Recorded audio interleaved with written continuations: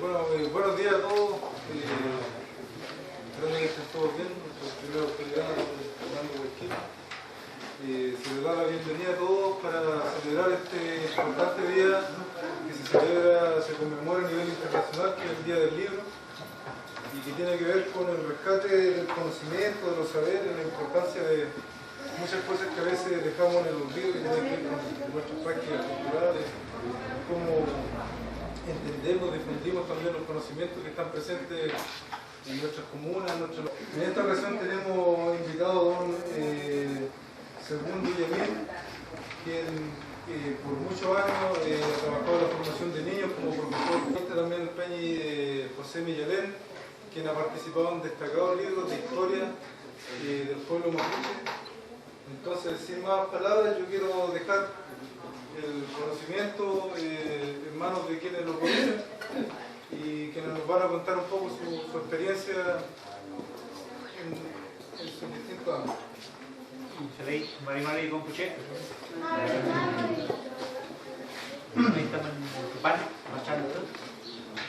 Este libro es desde el año 2006, ¿ya? Editado a través de Long Ediciones, editoriales Long, y que en el fondo son 4 ensayos de cada uno de nosotros que hace...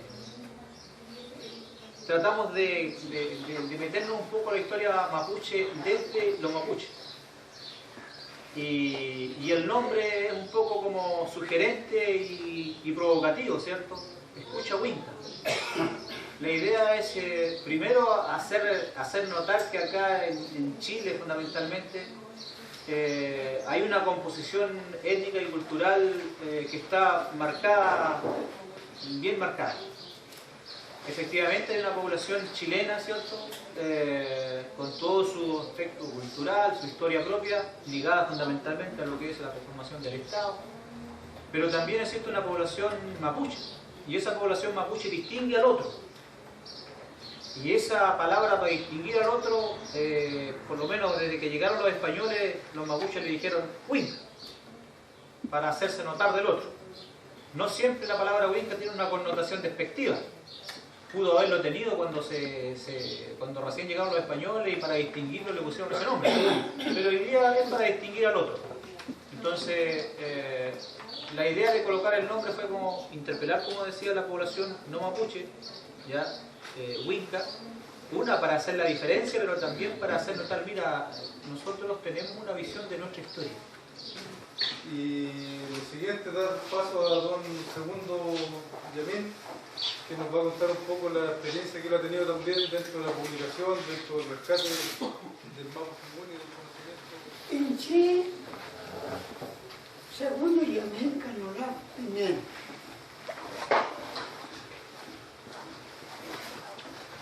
Soy la esencia de la raza mapuche, de color y honor. No hay otra alternativa, porque en mis venas llevo la sangre de mis abuelos o tatarabuelos, y por parte de ellos. Llena mi vida por su espíritu de valor. Ahora, quisiera recordar,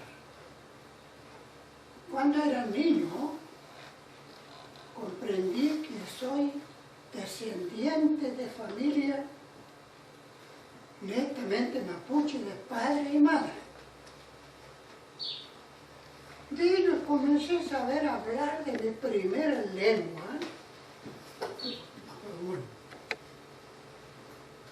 solo por escuchar palabras. Rezo un matén y nombrar cosas más frecuentes en el hogar. Ucá, Ralfán, Mahuila, etc. Dentro de la casa, ollas, por ejemplo, chayá, ralí. Cuchara es una palabra prestado, cuchara. Entonces nosotros decimos cuchara. mapuche es el piu.